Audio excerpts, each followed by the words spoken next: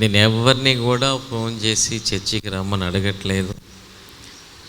ప్రభువుకి ప్రార్థన చేస్తుండ, ప్రభువా ఎవరినైతే తీసుకొని వస్తావో వాళ్ళనే తీసుకురా ప్రభా అంటే. ఎవరికి మందిరం మీద ప్రేమ ఉంటుందో వాళ్ళు వస్తారు.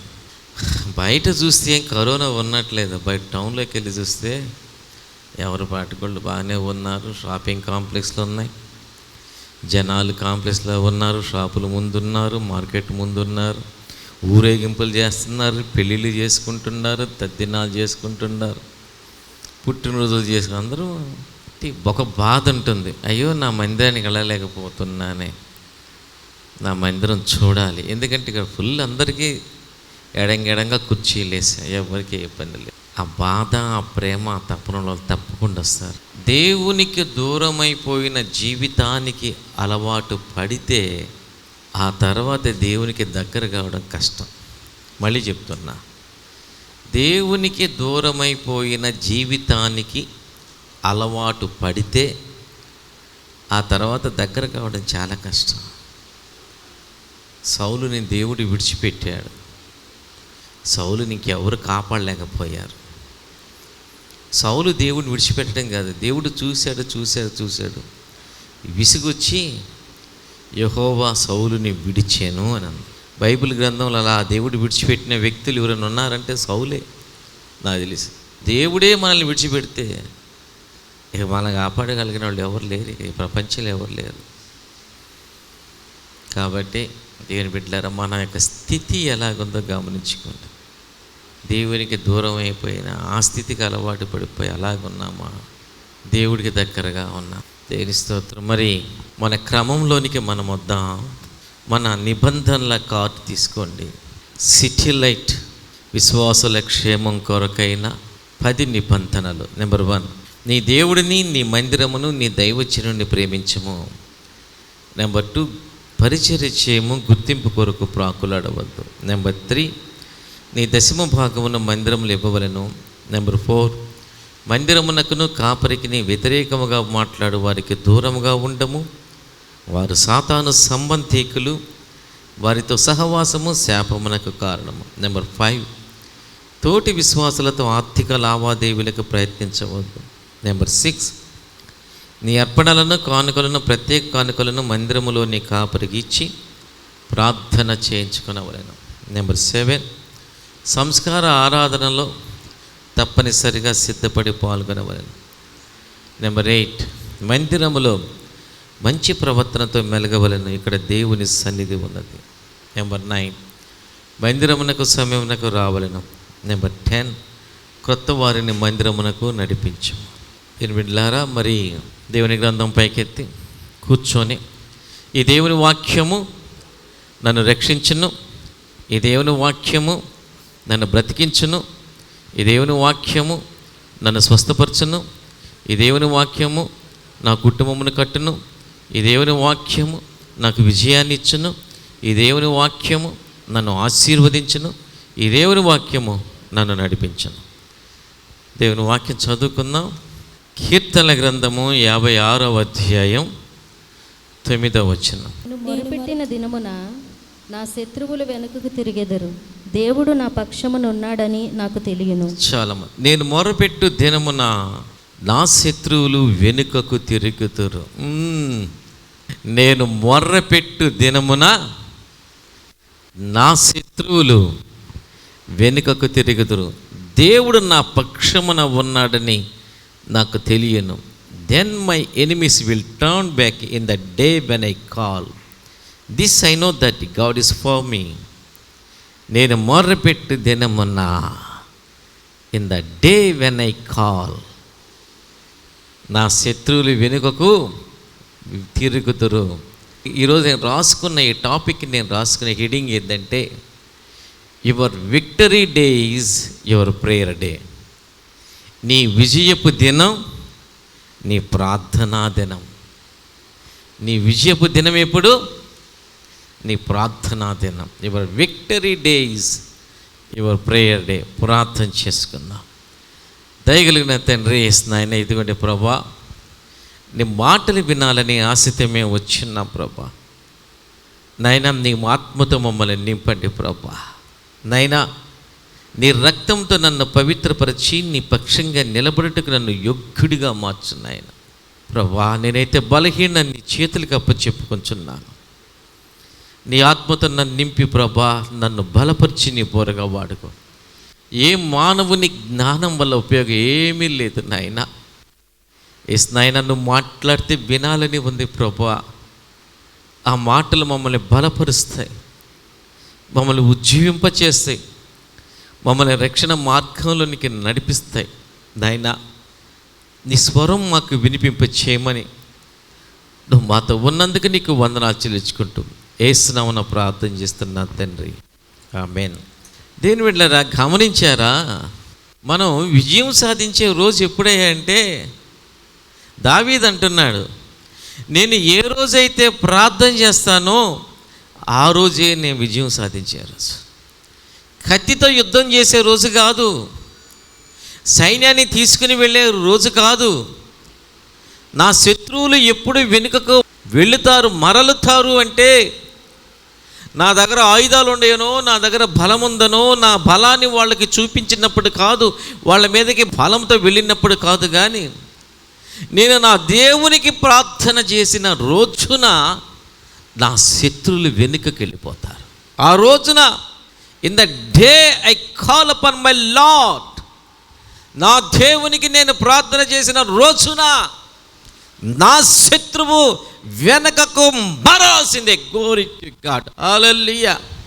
ఆ శత్రువు ఎవరైనా కావచ్చు, మనిషి కావచ్చు, నీ జీవితంలో వచ్చే ఒక కష్టం కావచ్చు, ఒక ఛాలెంజ్ కావచ్చు, ఒక రోగం కావచ్చు, అది ఏదైనా సరే నా నమ్మకం ఏంటంటే నేను ప్రార్థన చేసిన రోజున ఆ శత్రువు నన్ను విడిచి ఓడిపోయి వెనకకు మరలాల్సిందే. దావీదు అంటాడు, కారణం ఏంటో తెలుసా? నాకు తెలుసు నా దేవుడు నా పక్షంగా ఉన్నాడు. హల్లెలూయా. నా దేవుడు నా పక్షంగా ఉన్నాడని నాకు తెలుసు.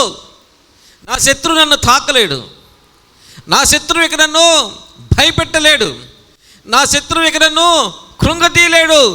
నా మోకాలు వంచిన రోజున, నా దేవుని సన్నిధిలో నా మోకాలు వంగిన రోజున, నేను ఎలుగెత్తి ప్రార్థన చేసిన రోజున, సర్వ సృష్టిని సృష్టించిన సృష్టికర్త, సర్వం మీద అధికారము కలిగిన సృష్టికర్త, మహాబలవంతుడు, శక్తిమంతుడు, నన్నెంతగానో ప్రేమిస్తున్నా నా తండ్రి, నా దేవుడు నా పక్షంగా ఉన్నాడు కాబట్టి నా శత్రువు వెనక్కి వెళ్ళిపోతాడు. ఇక నువ్వు వెతికి నన్ను వాళ్ళు నీకు కనబడరు అంటాడు కొన్ని దగ్గరలో దేవుడు. నువ్వు నమ్ముతున్నావా? This is true. నేను అనేక సార్లు అనుభవించాను. రాత్రి కూడా మా ఫ్యామిలీ ప్రేయర్లో నేను ప్రేయర్ చేశాను. నేను అనుకుంది ఒకటి, అయ్యా మాకెవరు తెలియదయ్యా, బలవంతులైన వాళ్ళు మాకెవరు లేరు రికమెండేషన్కి. మా దగ్గర డబ్బు లేదు, అసలు వాటి వైపు మేము చూడట్లేదు. మాకున్నదల్లా నువ్వే, మాకు తెలిసిందల్లా నువ్వే, మాకున్నదల్లా నువ్వే ప్రభువా, మా పక్షంగా నువ్వు ఉన్నావు. అనేక మార్లు ప్రార్థన విజయాన్ని ఇచ్చింది. ఈ పరిచర్లో వెళ్తూ ఉన్నప్పుడు ఎన్ని సవాళ్ళు, ఎన్ని ఛాలెంజెస్, అనేక మార్లు ప్రతి ఛాలెంజ్లో నాకు విజయాన్ని ఎవరిచ్చారంటే ప్రార్థనే, నా యేసయ్యే. నేను అనుకుంటాను ఈ ప్రార్థన ఎలాంటిదంటేనండి, ఇది గుర్తుపెట్టుకోండి, ఈ ఉదాహరణ మీరు గుర్తుపెట్టుకోండి చాలు. ఒక బొగ్గు ఉందనుకోండి, చార్కోల్. ఆ బొగ్గుని తీసుకొని మీరు సోపేసి దాన్ని బాగా కడగండి, దాని నల్లదనం ఏమన్నా వెళ్తుందా? బొగ్గుని కడగండి, ఓకే సోప్ పనికిరాదు, పాలు వేసి కడగండి, నల్లదనం పోద్దాం, పాలు కూడా వేసి కదా. సరే ఫెయిర్ అండ్ లవ్లీ వేసి రుద్దితే, కడిగితే ఇంకా నల్లగా తయారవుద్దాం. అయితే ఆ బొగ్గును మంటలో వేయండి, అదేమవుతుంది? ఎర్రగా కాలిపోతాయి. ఇప్పుడు ఆ బొగ్గుని ఎవరైనా ముట్టుకోగలరా? నేను చెప్తున్నా, ఆ బొగ్గు నువ్వు, ఆ మంట ప్రార్థన. ఎప్పుడైతే బొగ్గుగా ఉన్న నువ్వు ఈ యొక్క మంట అగ్ని అనే ఆ ప్రార్థనలోనికి వెళుతావో, నిన్ను తాకలేని ముట్టలేని శక్తి కలిగిన నిప్పుగా మారిపోతావు. దేవునికి స్తోత్రం. ప్రార్థన మనల్ని ఆ విధంగా మార్చివేస్తుంది. ప్రార్థన మనల్ని ఎంత బలవంతులుగా మార్చివేస్తుంటే, మన శత్రువు మనల్ని తాకలేనంత శక్తి కలిగిన బలమైన వ్యక్తులుగా మనల్ని మార్చివేస్తుంది. ఆ శక్తి మనది కాదు, మనతో ఉన్న మన దేవుడిదే. చెప్పాలంటే ఎన్నో ఉండే ప్రార్థనలు, బైబిల్లో పవర్ఫుల్ ప్రేయర్లు ఎన్నో ఉండే. మీ అందరికీ తెలుసు. యెహోషువ ప్రార్థించగా సూర్య చంద్రుల నాపితివి, ఇంకా ఏలియా ప్రార్థించగా అగ్నిని దింపాం. ఇవన్నీ మన బలమైన ప్రార్థనలు ఎన్నో ఉన్నాయి. వీటన్నిటి గురించి మనం ఎన్నోసార్లు మనం ధ్యానం చేసాం. ఏంటి అంటే, దేవుడు భక్తుల ప్రార్థనలే ఆలకిస్తాడా? మామూలు వ్యక్తులు ప్రార్థన చేస్తే దేవుడు వినడా? పాపి ప్రార్థన చేస్తే దేవుడు వినడా? ఇక్కడ ఆ మాట రాయలేదు కదా. ఆయన భక్తుల ప్రార్థన మాత్రమే ఆలకిస్తాడు, మిగతా వాళ్ళ ప్రార్థన ఆలకించాడని రాయలేదుగా. నేను చెప్తాను, ఎవరు ప్రార్థన చేసినా ఆ ప్రార్థన ఆలకించే ప్రేమ కలిగిన దేవుడు నేను ప్రకటిస్తున్న ఈ యేసు ప్రభు. ఎవరు ప్రార్థన చేసినా ఆయన ఆలకిస్తాడండి. ఎవరు ప్రార్థన, భక్తులే కాదు, పాపులైన దుర్మార్గులని ఎవరు ప్రార్థన చేసినా ఆలకిస్తాడు. పవర్ఫుల్ ఆ ప్రార్థనల జోలికి మనం ఈరోజు వెళ్ళం. కానీ బైబిల్లో ఉన్న కొన్ని మామూలు ప్రార్థనలు మనం చూద్దాం. దేవుడు ఎంతగా ఆలకించాడో. బైబిల్లో నేను ధ్యానం చేస్తుంటే నాకు ఒక వ్యక్తి కనపడ్డాడు. మీ అందరికీ తెలుసు, హిజ్కియా.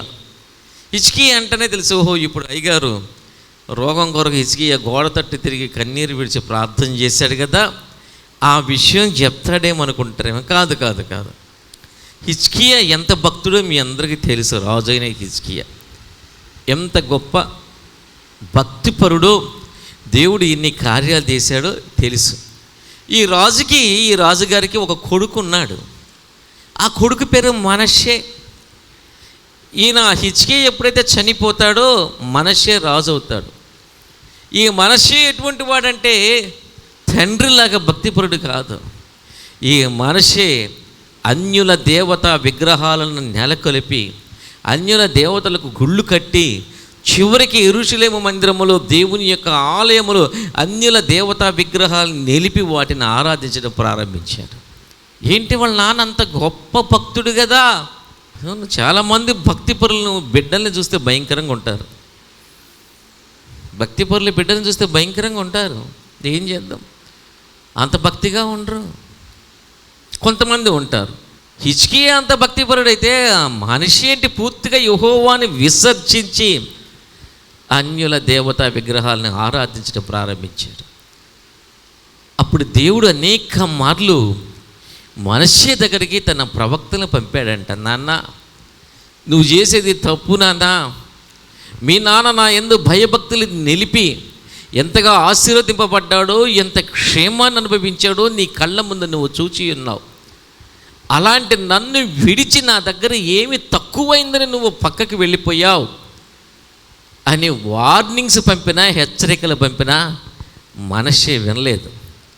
అప్పుడేం జరిగిందంటే, దినవృత్తాంతములు 2వ దినవృత్తాంతములు 33వ అధ్యాయం 10వ వచనం నుంచి 13వ వచనం వరకు నేను చదివితే, యెహోవా మనష్షేకును అతని జనులకును వర్తమానములు పంపినను వారు చెవియొగ్గకపోయిరి.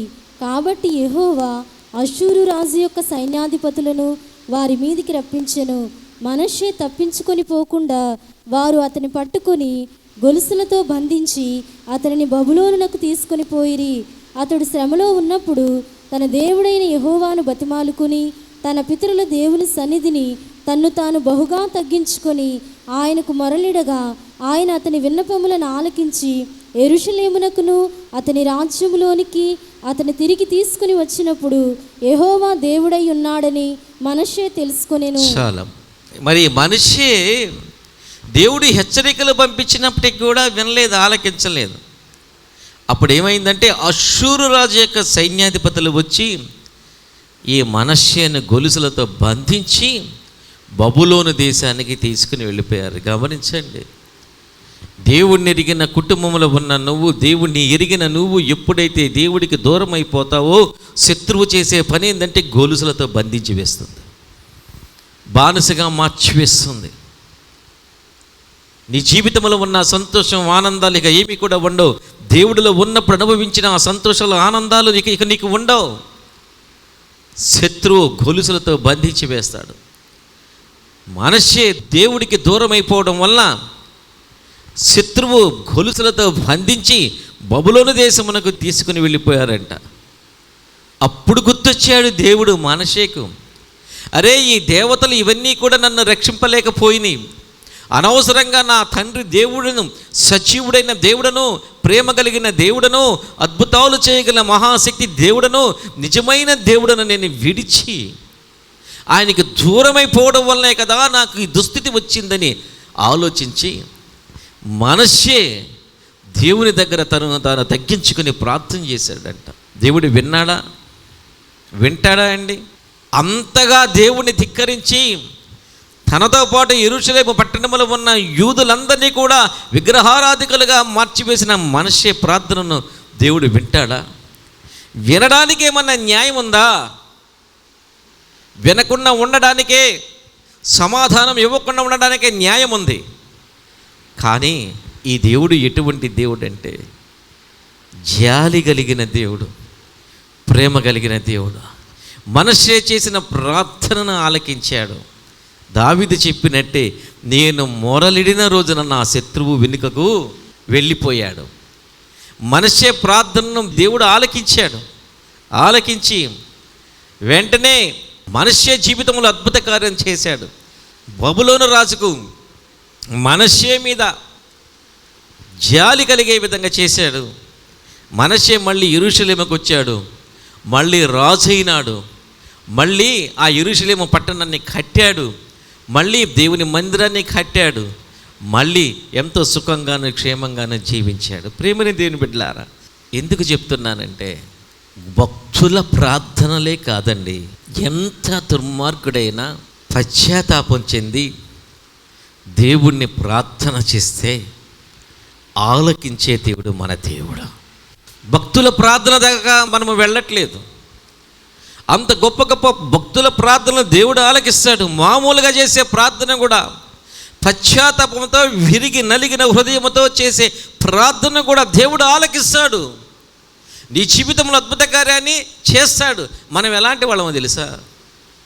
మనం ఎలాంటి వాళ్ళమంటే ప్రారంభంలో ఎంతో గొప్పగా దేవుడి యందు భయభక్తులు కలిగి ప్రార్థన ద్వారా అనేకమైన అద్భుత కార్యాలు సాధించుకొని ఆ తర్వాత దేవుడిని విడిచిపెట్టి దేవునితో ఉన్న సాంగత్యం ఆచారబద్ధంగా మారిపోవడం వల్ల దేవునితో సన్నిహితం లేకుండా, దేవునితో సంబంధం లేకుండా, ఆ దేవుని యొక్క శక్తిని, సన్నిధిని, ప్రేమను అనుభవించకుండా ఆచారబద్ధమైన జీవిత విధానాన్ని జీవిస్తూ నులివెచ్చని స్థితిలోనే ఉంటూ నేను చాలా వెచ్చగా ఉన్నానని మనల్ని మనం మోసపుచ్చుకునే స్థితిలో మనం ఉంటూ ఉంటాం.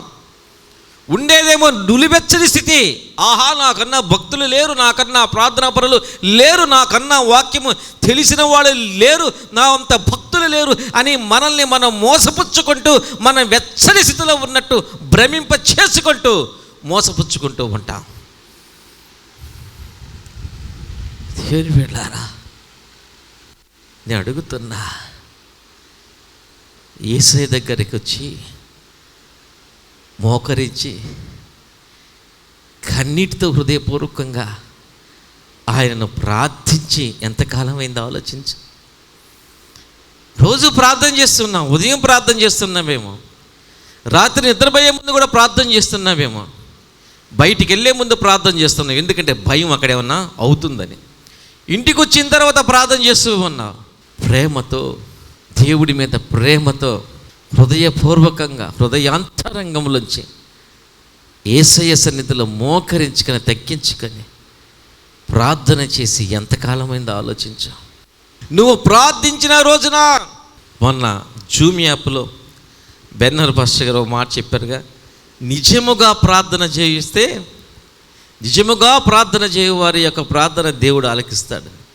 నిజముగా నువ్వు ప్రార్థన చేసిన రోజున నీ శత్రువును వెనకకు తిప్పే దేవుడు నీ జీవితంలో ఉన్నప్పుడు ఓటములు ఎందుకుంటున్నాయి? Why there are defeats when you have a God who will fight for you. నీ కొరకు నీ పక్షంగా యుద్ధం చేసే దేవుడు నీతో ఉన్నప్పుడు నీ జీవితంలో ఓటములు ఎందుకుంటున్నాయి? అంటే నువ్వు ప్రార్థన చేయట్లేదా? నువ్వు నిజముగా ప్రార్థన చేయట్లేదా? నువ్వు ప్రార్థించే రోజు విజయపు రోజుగా ఎందుకు మారట్లేదు? మీరు ప్రార్థన చేస్తున్నారు కానీ మీకు నాకు మధ్య అడ్డు కూడా ఉంది నాన్న అంటున్నాడు దేవుడు. ప్రేమైన దేవుని బిడ్డలారా, నువ్వు ప్రార్థన చేసిన రోజున ఒక మాట చెప్పనా? కనాను స్త్రీ పరిగెత్తుకుంటూ వచ్చి యేసయ్య పాదాల ముందు మోకరిల్లి ఏడ్చిందండి. ఎందుకో తెలుసా? ఆమె కుటుంబంలోనికి దెయ్యం వచ్చింది, సాతాను వచ్చింది. ఈ సైతాను వచ్చేసి కుటుంబాన్ని అల్లకల్లోలము చేస్తుంది. యవ్వనస్తురాలైన తన కుమార్తెను పట్టుకుంది. కుటుంబంలో శాంతి లేదు, సంతోషం లేదు, ఆనందం లేదు. విడుదల కోసం ఎంతగానో ప్రయత్నించింది, ఆమె వల్ల కాల. ఆ సాతాను యొక్క దెయ్యము చేతుల్లో ఆమె ఓడిపోయింది. ఆమె కూతురు ఓడిపోయింది, ఆమె కుటుంబం ఓడిపోయింది, అశాంతి అలజడితో ఉంది. ఎప్పుడైతే యేసయ్య పాదాల దగ్గర మోకరెళ్ళి ప్రభువును పట్టుకుని ఏడ్చిందో ఆ రోజే ఆమె ఆ దెయ్యం మీద గెలిచిన రోజుగా మారిపోయింది.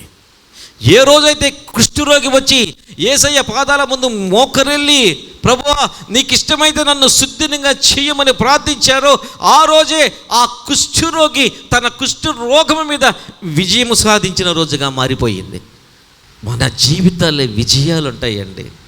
ప్రార్థనా శక్తిని మనము గ్రహించినప్పుడు, ప్రార్థన ఎటువంటిదో, ఈ ప్రార్థన యొక్క శక్తి ఎంత గొప్పదో గ్రహించినప్పుడు, అనుభవించినప్పుడు నీ జీవితాల్లో విజయాలే ఉంటాయి తప్ప ఓటములు ఉండవు. గెలిచే వ్యక్తివి నువ్వే అవుతావు. ఎందుకంటే నీ పక్షంగా నీ దేవుడు ఉన్నాడు. దిస్ ఇస్ ట్రూ,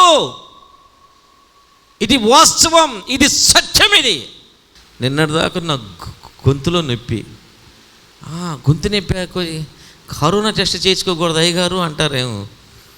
గొంతు నొప్పి నాకు ఎందుకు వచ్చిందో నాకు తెలుసు. ఎందుకు వచ్చిందంటే చేప ముళ్ళు గుచ్చుకునింది. మామూలుగా గుచ్చుకోలే, భయంకరంగా గుచ్చుకునింది. రావడానికి ప్రయత్నించి నేను వామిటింగ్ చేస్తుంటే అది గీసుకుపోయి బ్లడ్ కూడా వచ్చేసింది. నేను అక్కడ ఉందలే, ముళ్ళు భద్రంగా ఉందనుకున్నా. ప్రార్థన చేసుకున్నప్పుడే ప్రభువుని, ఇప్పుడు నా ప్రభువు నా పక్కన ఉంటాడని నా నమ్మకం. నన్ను పిచ్చోడిని అనుకోండి, వెర్రోడిని అనుకోండి, మీరేమనుకున్నా నాకు అనవసరం. అది పిచ్చి అయినా వెర్రైనా నాకు అదే కావాలి, నాకు అదే బాగుంది. నా ప్రభువు నా పక్కన ఉంటాడు అనుకునేదే నాకు బాగుంది. అలా అనుకుంటేనే నేను బలంగా ఉండే, ఎందుకంటే ఆయన ఉన్నాడన్న విషయం నాకు తెలుసు. ప్రభు అన్నాడు, పర్లేదులే నాన్న నేనున్నా కదా అన్నాడు. గుచ్చుకుంటానే ఉంది, ఇట్టన్నా గుచ్చుకుంటుంది, ఇట్టన్నా గుచ్చుకో, భద్రంగా ఉందనుకున్నా. ఏం చేద్దాం, సాధారణంగా వెళ్ళని హాస్పిటల్కి వెళ్ళాల్సి వచ్చింది. మరి గుచ్చుకుందేమో వాసిపోతే. దేవుడు చెప్తున్నాడు, నేనున్నా కదా, ముళ్ళు లేదులే అన్నా. మళ్ళీ వాసిపోతే నేను ఉన్నదన్నట్టే మాట్లాడతా. నేను మీ ముందు భక్తుడిని అని చెప్పి నన్ను నేను ప్రదర్శించుకోవాలనుకో. నేను ఒక మనిషి కొన్నిసార్లు బలహీనమైపోతా, కానీ దేవుడు బలవంతంగా నన్ను బలవంతంగా మార్చేస్తూ ఉంటాడు. సరే వెళ్ళి డాక్టర్ దగ్గరికి చూసి ఆయన ఎతికినాడు, కనబడలా.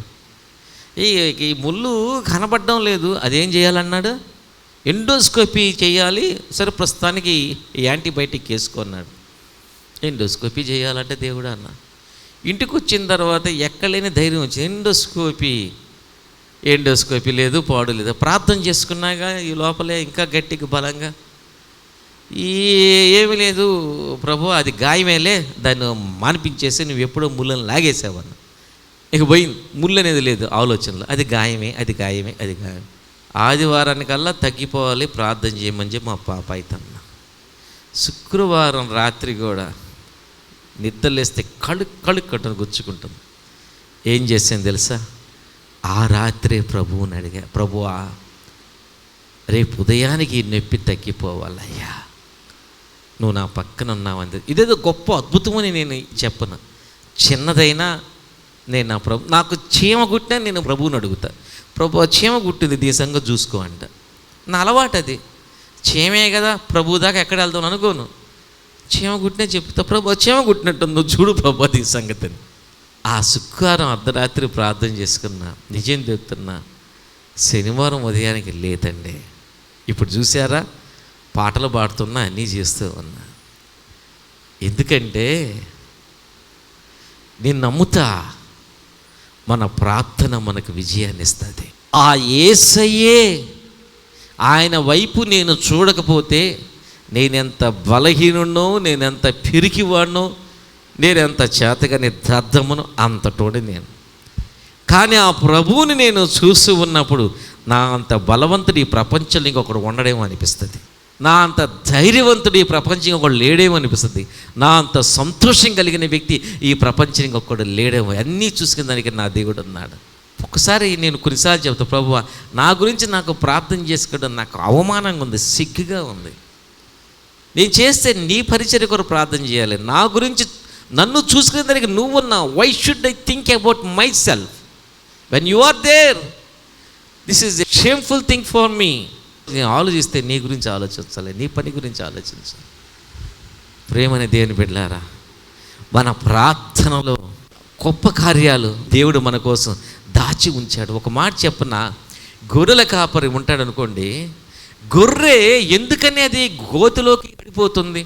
బురద గుంటలోకి గొర్రె ఎందుకు బురద గుంటలో పడిపోతుంది? కారణం ఏంటి? గొర్రెల కాపరి మంచోడు కాదా? గొర్రెల కాపరి అని వెళ్ళమన్నాడా? కాదు. ఆ గొర్రె కాపరి మాట వినలేదు, కాపరిని వెంబడించలేదు, తన ఇష్టానుసారంగా వెళ్ళింది కాబట్టి గుంటలో పడ్డది. అవునా? ఇప్పుడు గుంటలో పడ్డ గొర్రె కేకేసింది, అరిసింది అనుకోండి, ఆ కేక విన్న కాపరి ఏం చేస్తాడండి? పరిగెత్తుకుంటూ వచ్చి దాన్ని పట్టుకుని ఏమన్నా కొడతాడా, ఎడతాడా? నా మాట ఎందుకు వినలేదు అందుకే నీకు తగ్గ శాస్తి అయింది అంటాడా? అనడు కదండి. అంటాడేమో, నాకు తెలిసిన కాపరైతే అనడండి. ఈ కాపరి ఏం చేస్తాడు తెలుసా?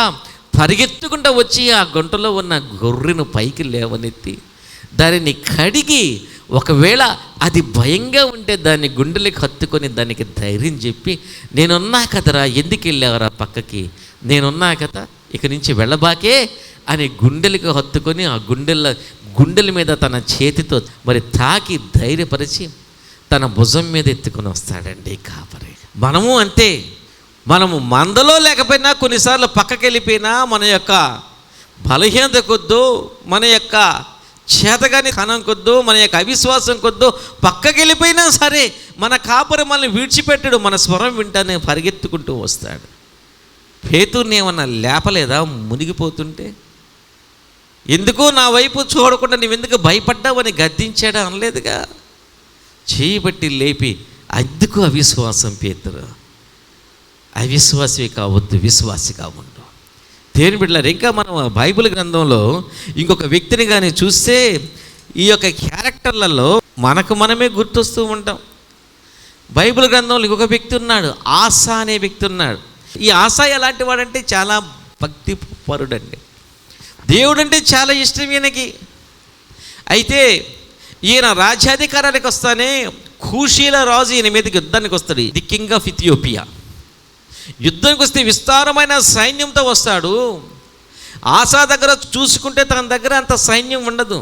కూషీల రాజుతో యుద్ధం చేసి గెలిచేంత సామర్థ్యము లేదు, అంత బలము తన దగ్గర లేదు. అయితే దేవుడు చెప్తాడు, ఆసా దేవుడికి ప్రార్థన చేస్తాడు. మంచి ప్రార్థన, అద్భుతమైన ప్రార్థన చేస్తాడు. దేవుడు వెంటనే సమాధానం ఇస్తాడు. ఆసా వెళ్ళు, నువ్వు విజయాన్ని సాధిస్తూ నేను నీకు తోడుగా ఉన్నానంటాడు. ఆసా వెళ్తాడు, ఆ కూషీల రాజును ఓడిచ్చేస్తాడు. విస్తారంగా దోపుడు సొమ్మును పట్టుకొని వస్తాడు. బ్రహ్మాండంగా దేవుడి యందు భయభక్తులు కలిగి ఉంటాడు. 35 సంవత్సరాలు మరి ఎంతో భక్తిగాను మంచి జీవితాన్ని మరి జీవిస్తాడు. వినండి, మనలాంటోడేనేమో ఈ ఆశ. 35వ సంవత్సరం, తన ఏలుబడి 35వ సంవత్సరం మందు ఇశ్రాయేలు రాజు ఆసా మీదకి యుద్ధానికి వస్తాడండి. యుద్ధానికి వచ్చినప్పుడు ఈ ఆస ఏం చేస్తాడంటే, ఆరాము రాజు దగ్గరికి తన దగ్గర ఉన్న దేవాలయంలో ఉన్న బంగారు వెండి సంపత్తునంతటిని తీసి, ఆ సంపదనంతటిని తీసుకుని వెళ్ళి ఆరాము రాజు చేతిలో పెట్టి, నాకు సహాయం చెయ్యి, ఈ ఇశ్రాయేలు రాజును నా వైపు నుంచి నువ్వు పక్కకి తీసుకుని వెళ్ళి అంటాడు. అప్పుడు దేవుడు ఆసా దగ్గరికి తన సేవకుని పంపుతాడు. ఆసా, గుర్తులేదా? ఆ రోజున కూషీల రాజు విస్తారమైన సైన్యముతో నీ మీదకి యుద్ధానికి వచ్చినప్పుడు నువ్వు నాకు ప్రార్థన చేసినప్పుడు నేను నీకు ఎంత గొప్ప విజయాన్ని ఇచ్చానో గుర్తులేదా? మర్చిపోయావా? ఆ రోజున నీ ప్రార్థన ఆలకించిన నీ దేవుడు ఇప్పుడు నీతో లేడని నువ్వు అనుకుంటున్నావా? వేరే ఆరాము రాజు దగ్గరికి వెళ్ళావే, ఆరాము రాజుని ఆశ్రయించేవే. ఆరాము రాజు నాకన్నా బలవంతుడా? ఏంటి ఆశ? గుర్తులేదా నీకు? నన్ను వదిలి నన్ను విడిచి నాకు ప్రార్థన చేయడము మాని మనుషులను ఆశ్రయించావు. చేని వెళ్ళారా? కొన్నిసార్లు అంతేగా మనం కూడా.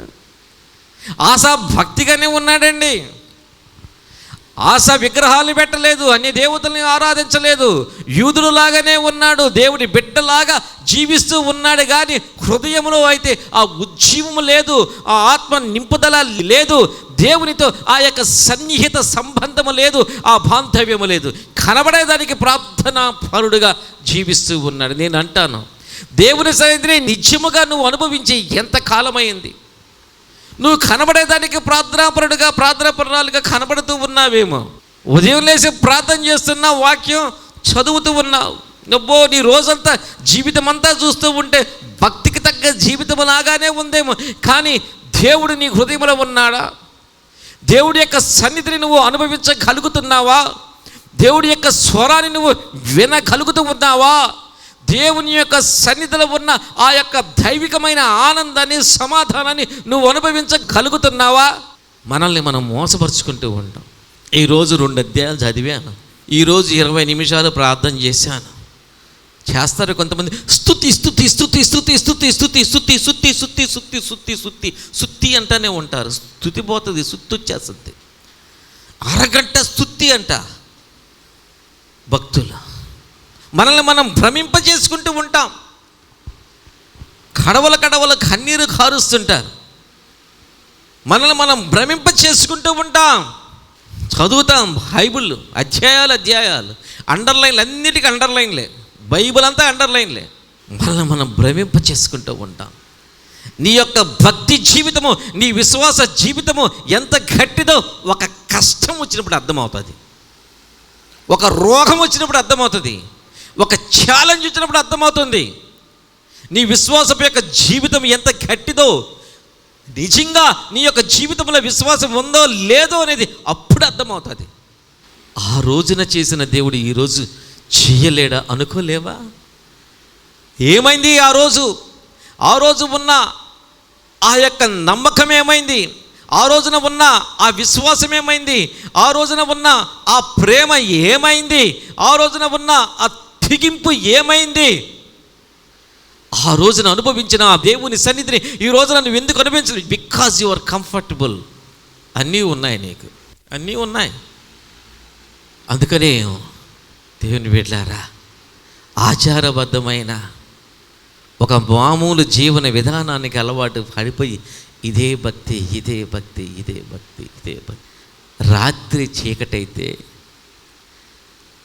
టార్చ్ లైట్ లేకుండా మనం వెళ్ళగలమా? టార్చ్ లైట్ ఉండాల్సిందే కదా నడవాలంటే. ఆ రాత్రుల్లో సెల్ ఫోన్ వేసుకుంటాం లైట్ వెళ్ళేదానికి, ఎందుకంటే చీకట్లో ఏం కనబడదు. ఇది అంధకారమయమైన లోకం. ఇది ఈ వెలుగు అనే ఈ దైవికమైన సంబంధం నీకు లేకపోతే, దేవుని వెలుగు నీ జీవితంలో లేకపోతే, ఈ అంధకారమైన ప్రపంచములో నువ్వు సరిగా ప్రయాణించలేవు. నీ వల్ల కాదు. ఆ వెలుగు కావాలి. దేవుడు చూసారా, ఈ మినుగురు పురుగు రెక్కల కింద ఒక చిన్న టార్చ్ లైట్ పెట్టేస్తాడు కదా, దానికి భయం లేదు. ఎంత రాత్రి అయినా, అది అమావాస్య పౌర్ణమి అది చూసుకోదు. ఎందుకంటే దానికి దేవుడు ఒక లైట్ పెట్టేశాడు. ఆ లైట్ వెలిగించుకుని వెళ్తూ ఉంటుంది, టక్క టక్క టక్క టక్క టక్క టక్క అని. ఎంత చీకటైన దానికి భయం లేదు, చిన్న వెలుతురుంటే చాలు. దేని బిడ్డలారా, దేవుని వెలుగు నీ జీవితంలో లేకపోతే ఆ దైవికమైన మార్గం, క్షేమకరమైన మార్గం నీకు అర్థం కాదు. ఆశతో అంటే దేవుని సేవకుడు వచ్చి హెచ్చరించినప్పుడు ఏం చేశాడో తెలుసా అండి? ఆశ ఆ దేవుని సేవకుడిని తీసుకొని పోయి జైల్లో వేసేశాడు, చెరసాల్లో పెట్టాడంట. ఆ తర్వాత కొద్ది కాలానికి ఆస కాళ్ళలో జబ్బు పుట్టింది. ఇప్పుడు ఏ స్థితికి వచ్చాడంటే ప్రార్థనా జీవితం లేదు, ప్రార్థన శక్తి లేదు. ఎప్పుడైతే ఆ ప్రార్థన జీవితం లేదో ఆ ప్రార్థనలో ఉన్న శక్తి ఎటువంటిదో గ్రహింపు లేకపోయింది. దేవుని వాక్యములు అక్కడ ఏమని వ్రాయబడి ఉందంటే, ఆస యొక్క మానసిక స్థితి చివరికి ఎంతగా దిగజారిందంటే 2వ దినవృత్తాంతములు 16వ అధ్యాయం 12వ వచనంలో ఉంటుంది. అక్కడ ఏమని రాస్తారంటే, ఆస తన ఏలుబడి యందు 39వ సంవత్సరమున పాదములలో జబ్బు పుట్టి తాను బహు బాధపడినను దాని విషయములో అతడు యెహోవా యొద్ద విచారణ చేయక వైద్యులను పట్టుకొనెను. ఆస తన పితరులతో కూడా నిద్రించి, ఆస చనిపోవడానికి కారణం ఏంటండి? జబ్బులు వస్తాయి. హిజ్కియాకు వచ్చింది జబ్బు, దేవుడి యందు భయభక్తులు కలిగిన హిజ్కియాకు వచ్చింది. కానీ స్వస్థత వచ్చిందా రాలేదా? 15 సంవత్సరాల ఆయుష్ కూడా వచ్చిందా రాలేదా? ఎలాగొచ్చిందండి హిజ్కియాకి స్వస్థత? హిజ్కియాకి 15 సంవత్సరాల ఆయుష్ ఎలా పొడిగింపబడ్డాదండి? గోడ వైపు తిరిగి కన్నీరు విడిచి, నువ్వు తప్ప నాకు ఎవరున్నారు నాయనా అన్నాడే తప్ప ఇంకా మంచి వైద్యులు ఇంకెవరైనా ఉన్నారా, ఇంకా మంచి మంచి డాక్టర్లు ఎవరైనా ఉన్నారా అని అడగలేదండి. హీలింగ్, స్వస్థత యొక్క ఆ సోర్స్ ఎక్కడుందో హిజ్కియాకి తెలుసు. ఆయుష్ యొక్క సోర్స్ ఎలాగుందో హిజ్కియాకి తెలుసు. హిజ్కియా ఆ స్వస్థత యొక్క సోర్స్ ఎక్కడుందో, ఆయుష్ యొక్క సోర్స్ ఎక్కడుందో ఆ సోర్స్ వైపు తిరిగాడు. ఆ సోర్స్ ఎవరంటే దేవుడే, ప్రేమ కలిగిన దేవుడు. 2 చుక్కల కన్నీరు గాచి హృదయపూర్వకంగా ప్రార్థన చేస్తానే దేవుని హృదయం ఎంతగా కదిలిపోయిందండి. వెంటనే స్వస్థత ఇచ్చి, నాయన నువ్వు వేడవద్దు నాయన అని వెంటనే స్వస్థత ఇచ్చి వెంటనే 15 సంవత్సరాల ఆయుష్ ఇచ్చాడే. ఆస ఆ పని ఎందుకు చేయలేకపోయాడు? లేదు, ఆ ప్రార్థన యొక్క ఆ స్పిరిట్ లేదు. 35 సంవత్సరాల దేవునికి దూరమైపోయిన జీవిత విధానములో ఆ ప్రార్థన ఆత్మ కూడా చనిపోయింది. వైద్యులను ఆశ్రయించడం తప్పండం లేదు. దేవుణ్ణి విడిచి వైద్యులను ఆశ్రయించాడు. దేవుడితో కలిసి డాక్టర్ దగ్గరికి వెళ్ళు, దేవుడి వైపు చూసి డాక్టర్ దగ్గరికి వెళ్ళు. దేవుణ్ణి పక్కన పెట్టి నువ్వు డాక్టర్ దగ్గరికి వెళ్తే ఉపయోగం లేదు. నేను చెప్తున్నా కదా, దేవుణ్ణి, ఎందుకంటే దేవుని వాక్యం ఇది, నాకు దూరమై మీరేమీ కూడా, నాకు వేరుగా ఉండి మీరేమీ కూడా చేయలేరు, మీ వల్ల కాదు. ఇన్ని దృష్టాంతాలు బైబిల్లో ఉన్నప్పటికీ కూడా నేర్చుకోలేకపోతే ఎలాగా? హిజ్కియా ఏ విధంగా కన్నీరు విడిచి, హిజ్కియా మోకరించను కూడా మోకరించాల, పడుకొని గోడ వైపు తిరిగి దేవుని ఆలయానికి పరిగెత్తుకుంటూ వెళ్ళాల. గోడ వైపు తిరిగి 2 కన్నీటి బొట్లు రాల్చాడు. బ్రతికించు అనలేదు, స్వస్థపరచు అనలేదు, నన్ను జ్ఞాపకం చేసుకో దేవా అన్నాడు హృదయపూర్వకంగా. నా దేవుడు సమాధానం ఇచ్చాడండి. ఇలాంటి ప్రార్థనలకు నా దేవుడు ఎప్పుడు సమాధానం ఇస్తాడండి, ఎప్పుడు ఇస్తాడు. ఎన్నిసార్లు ప్రార్థన చేశాము. యెహోషాపాతులాగా నేను కూడా, అయ్యా నా మీదకి వస్తున్నా, వీళ్ళని ఎదిరించటకు నాకు శక్తి చాలదయ్యా అని చేసిన ప్రార్థనలు ఎన్నో ఉన్నాయి. వీళ్ళని ఎదిరించటకు నాకు శక్తి చాలదు, నా వల్ల కాదు, నాకేమి చేయడానికి తోచట్లేదంటే యెహోషాపాతుకి సమాధానం ఇచ్చినట్లుగా నా దేవుడు నాకు సమాధానం ఇచ్చాడు. ప్రార్థనే బలం, మన చేతుల్లో ఉన్న ఆయుధం ప్రార్థన. దీని కొరకు నువ్వు ఈ 40 రోజుల ఉపవాసాలు ఉండాల్సిన అవసరం లేదు. ఇంకోటి చేయాల్సిన అవసరం లేదు. విరిగి నలిగి వినయముతో తగ్గించుకొని దేవుని దగ్గర చేతులు చాచి, నేను మీకు ఒకసారి చెప్పాను ఎలా ప్రార్థన చేయమన్నాను, గుర్తుందా? ఆడవాళ్ళని ఎలా ప్రార్థన చేయమన్నా, మగవాళ్ళైనా సరే ఎలాగా కొంగు పట్టుకొని, ప్రభువా, ఒకప్పుడునే, ఇప్పుడు కూడా అప్పుడప్పుడు ఎలాగ చేసి, ప్రభువా నాకు ఇవ్వు, ప్రభువా నాకు ఇవ్వు, ప్రభువా. మర్చిపోయారా ప్రార్థన? మర్చిపోయారా?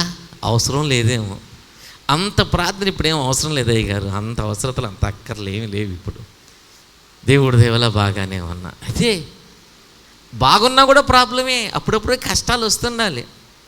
బాగా ఉన్నామనుకో దేవుణ్ణి మర్చిపోతాం, ప్రార్థనకి దూరం అవుతాం. అప్పుడొకసారి ఈ నెలకొకసారి ఓ కష్టం వస్తుంది అనుకో, దేవుణ్ణి విడిచిపెట్టాం, దగ్గరగా ఉంటాం, ప్రార్థనతో కూడా బాగానే ఉంటాం. కాళ్ళల్లో జబ్బు పుట్టి చచ్చిపోయాడు. ఎందుకంటే ఎప్పుడైతే ఇశ్రాయేలు రాజు ఆసా మీదకి వచ్చాడో, ఆసా ఎప్పుడైతే ఆరాము రాజు దగ్గరికి వెళ్ళాడు, అక్కడే ఆసా యొక్క దైవికమైన భక్తి ఎటువంటిది అర్థమవుతూ ఉంది. విడిచిపెట్టేశాడు దేవుణ్ణి, మరచిపోయాడు దేవుడు చేసిన అద్భుతాలు. ఏమండి, మన దేవుడు అబ్రహాము ప్రార్థన ఆలకించాడు. అబ్రహాము సేవకుడు చేసిన ప్రార్థన ఆలకించలేదా?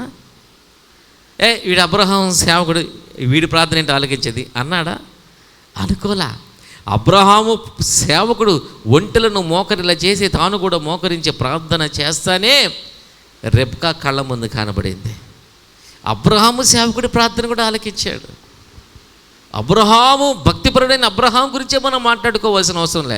మన దేవుడు ఎటువంటి దేవుడైతే అబ్రహాము సేవకుడి ప్రార్థన కూడా ఆలకించే దేవుడు ఆయన.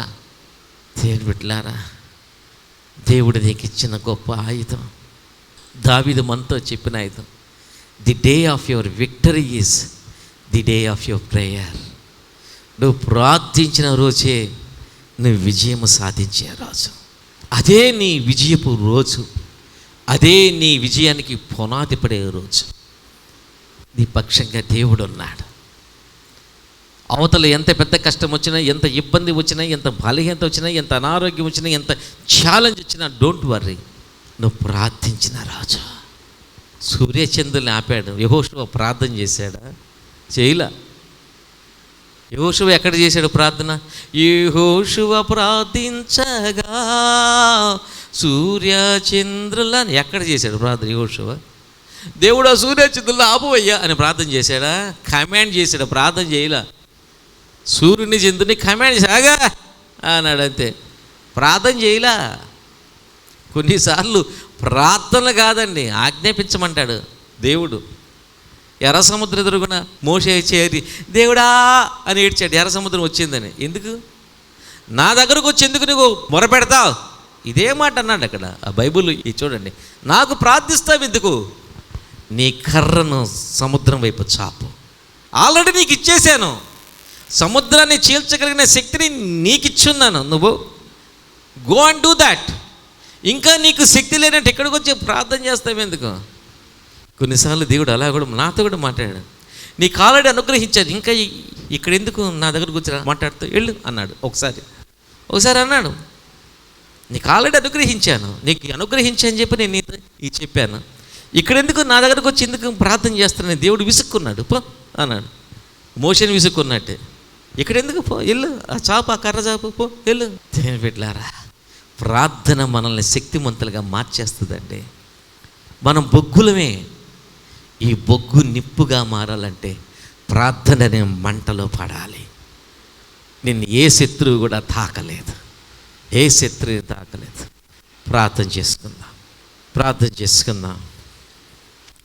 దయగలిగిన తండ్రి యేసు నాయనా, ప్రభువా, ఈ రోజున ప్రభువా నీ స్వరం మీరు మాకు నాయనా వినిపింప చేసినందుకు నీకు వందనాలు ప్రభువా. నువ్వు మాతో మాట్లాడినందుకు నీకు వందనాలు. నీ బిడ్డల ప్రభు వచ్చి ఉన్నారు ప్రభా, ఇక్కడికి నాయనా నీ సన్నిధికి వచ్చి ఉన్నారు ప్రభా. నీ మాటలు వినాలని ఆశతో ప్రభు వచ్చి ఉండగా ఆ బిడ్డలతో నువ్వు మాట్లాడావు నాయనా. ఇదిగోండి ప్రభా, ఇప్పుడు ప్రభా బిడ్డలు నాయనా నీ శరీరాన్ని తిని నీ రక్తం తాగబడి నీవు ఇచ్చిన ఆజ్ఞకు లోబడి నాయన ఈ మన్నా భోజనాన్ని స్వీకరిస్తూ ఉండగా నాయన మమ్మల్ని ప్రభా, మా హృదయాల్ని ప్రభా సిద్ధపరచండి నాయన. నీ స్వరాన్ని మాకు ప్రభా వినిపింపచేసావు ఈ రోజున ప్రభా, నీకు వందనాలు. అలాగే ప్రభా నీ శరీరం తిని నీ రక్తం త్రాకుతూ ఉండగా నాయన మమ్మల్ని సిద్ధపరచండి. యేసు నామమున ప్రార్థిస్తున్నాను తండ్రి, ఆమేన్. అలాగే ప్రార్థన పూర్వకంగా ఉండండి ప్రతి ఒక్కరు కూడా.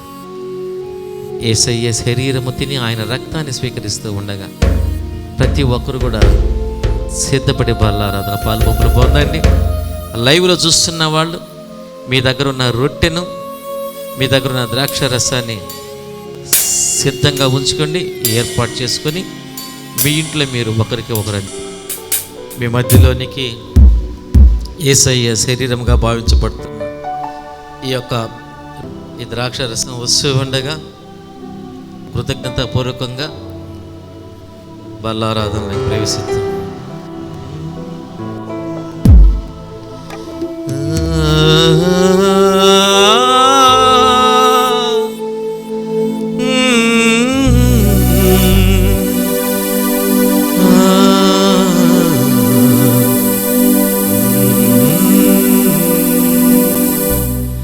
నీ గొప్ప చేతుల్లో చిన్ని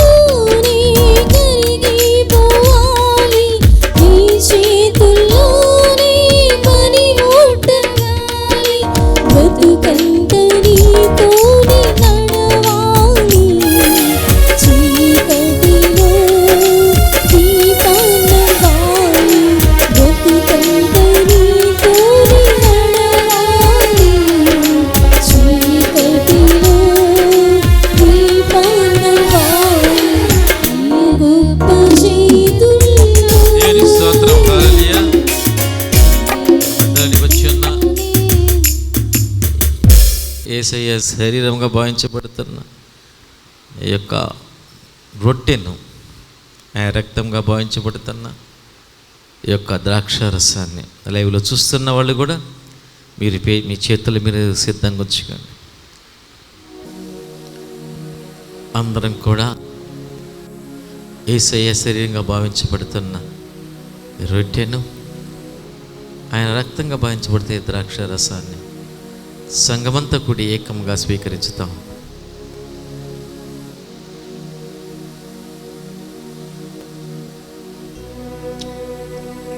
మీ చేతులు తలల మీద ఉంచుకోండి, ఎందుకంటే మంచి ఆలోచన రావాలి కాబట్టి. అనారోగ్యం ఉంటే మీ చేతులు గుండెల మీద పెట్టుకోండి, సమస్య ఉంటే మీ చేతులు తలల మీద ఉంచుకోండి, మీ చేతిని. ఓకేనా? ప్రార్థన చేద్దాం. దయగల తండ్రి ప్రభువా, ఇక్కడ నిలబడి ఉన్న బిడ్డల్ని తీసుకొని నీ పాదాల చెంతకు వచ్చున్నాం. వీళ్ళకున్న అనారోగ్యం కానీ వీళ్ళకున్న సమస్య కానీ నీకు తెలుసు నాయన. ప్రభా, వీళ్ళ చేతుల మీద నీ చేతిని వేయి నాయన, నీ గాయపడిన అవస్థని నాయనా. ప్రార్థన చేసిన రోజే విజయం అని చెప్పావు నాయన. ఈ రోజున వీళ్ళు ప్రార్థన చేస్తూ ఉండగా ఈరోజు వీళ్ళకి విజయపు రోజుగా మారిపోవాలి నాయన. ఆ నమ్మకాన్ని కూడా బిడ్డలకు అనుగ్రహించండి నాయన. వీళ్ళు బాధపడుతున్న, వీళ్ళని బాధిస్తున్న ప్రతి కష్టాన్ని తొలగించండి ప్రభా. వీళ్ళని ఇబ్బంది పెడుతున్న ప్రతి అనారోగ్యాన్ని తొలగించండి నాయన. నీ కృపను చూపి, నీ శక్తిని చూపమని, తిరిగి వీళ్ళు సంతోషంగా నాయన మళ్ళీ వచ్చే వారం వచ్చి 10 మందితో సాక్ష్యం చెప్పగలిగిన చేయమని, నీ కార్యం జరిగింపచేయమని యేసునామమున ప్రార్థన చేస్తున్నాం తండ్రి, ఆమేన్. కూర్చోండి. మీకు ఒక చిన్న విషయం చెప్తాను, ఒక సాక్ష్యం. ఇప్పుడు వస్తూ ఉంటే ఒక పోలీస్ జీప్ ఎదురైంది మాకు. కారు ఎదురైతే ఎవరి మా ఏరియాలో పోలీస్ కారు వస్తుంది ఏంటి అనుకున్నా. నన్ను చూసి చేతెప్పి డ్రైవ్ చేస్తున్న కానిస్టేబుల్ ఆపేశాడు కారు. ఇదేంటి ఆదివారం ఉదయాన్నే నా కారు ఆపాడు కానిస్టేబుల్. నేనేం చేయలేదని మా పాపని అడిగా, బిగ్న నువ్వేమైనా చేసావా అన్న ఊరికి. మా ఎవరేం చేయలేదు పోలీస్గా. ఆ కానిస్టేబుల్ వచ్చాడు. అది వరకు మన ఈ చర్చికి వచ్చాడంట, అప్పుడప్పుడు వస్తూ ఉంటాడంట. అయ్యా, మీ చర్చి గేటు పట్టుకొని నేను ప్రార్థన చేశానయ్యా, దేవుడు నాకు కార్యం చేశాడు. గేటు పట్టుకుని ప్రార్థన చేసి వెళ్ళాడంట ఆ కానిస్టేబుల్. పాపం లోపల మరి సిఐ ఎవరో ఉన్నారు కారులో, వాళ్ళు వదిలేసి వచ్చేసాడు కారు ఆపేసి. మీ చర్చి గేటు పెట్టుకొని నేను అప్పుడప్పుడు వస్తుంటానయ్య గారు, నా మనసులో మీరున్నారు. చర్చి గేటు పట్టుకొని ప్రార్థన చేసుకుని వెళ్ళాను, దేవుడు ఈ కార్యం చేశాడు. ఇంకొంచెం ఉంది, అది కూడా చేయాలి, ప్రార్థన చేయండి. నేను ఇక్కడికి వచ్చేస్తే మీ చర్చి అని నాకని చాలా సంతోషం వేసింది. గేటు పెట్టుకొని ప్రార్థన, ఎందుకంటే చర్చి ఓపెన్ అవ్వట్లేదు కదా. ప్రార్థన చేస్తే ఆయన ప్రార్థన దేవుడు ఆలకించలేదా? ఈ చర్చి ఎంతమందిని ఓదార్చిందో, ఎంతమందిని బలపరిచిందో, ఎంతమందిని స్వస్థపరిచిందో. ఎందుకంటే ఇది యేసయ్య చర్చి. ఇది వ్యాపారాత్మకంగానూ పేరు ప్రఖ్యాతుల కొరకు కట్టిన చర్చి కాదు. నా యేసయ్య సన్నిధి నిలబడడానికి కట్టిన ఈ చర్చి ఇది. కాబట్టి అంత గొప్ప కార్యాలు మన దేవుడు మన కోసం చేస్తాడు. ఆయన ముగింపు ప్రార్థన చేసుకుందాం. దయగలిగిన తండ్రి ప్రభా, ఈ బిడ్డలందరితో కలిసిన ఆయన నీ పాదాలు చెంతకు వచ్చిన ప్రభా, ప్రతి బిడ్డను ప్రభా నీ గాయపడిన హస్తంతో తాకండి. ప్రతి బిడ్డలోనికి నాయన స్వస్థపరిచిన యొక్క దైవికమైన శక్తిని ప్రవేశపెట్టండి. ప్రతి బిడ్డని, ప్రతి కుటుంబాన్ని దీవించి ఆశీర్వదించండి నాయన. ప్రభా, లైవ్లో చూస్తున్న బిడ్డలు నా కుటుంబాన్ని కూడా దీవించి ఆశీర్వదించండి ప్రభా. మచిలీపట్నం సిటీ లైట్ సంఘం బ్రాంచ్ సంఘాల్లో ఉన్న ప్రతి కుటుంబాన్ని ప్రభా క్షేమాన్ని అనుగ్రహించండి. ప్రతి కుటుంబాన్ని క్షేమాన్ని అనుగ్రహించండి. ఏ కుటుంబంలోనికి కరోనా ప్రవేశింపనీయద్దనైనా దయచేసి సహాయం చేయండి ప్రభా. బిడ్డలందరికీ క్షేమాన్ని అనుగ్రహించండి. ఎవరెవరికైతే ఏకరులు నీకుదురా ఎన్ని ప్రభు తీర్చండి నాయన. ప్రతి ఒక్క ఆత్మ రక్షింపబడేటట్టు చేయమని వేడుకొంచు. అదేవిధంగా నాయన ఈ సంఘాలు పనిచేస్తున్న దైవజనుల వారి కుటుంబానికి కూడా క్షేమాన్ని అనుగ్రహించి మీరు రెక్కల కింద కాచి కాపాడు. మీరు మాతో ఉన్నందుకు మీకు వందనాలు చెల్లించుకుంటూ యేసు నామమున ప్రార్థించి వేడుకొంచున్నాం తండ్రి, ఆమేన్.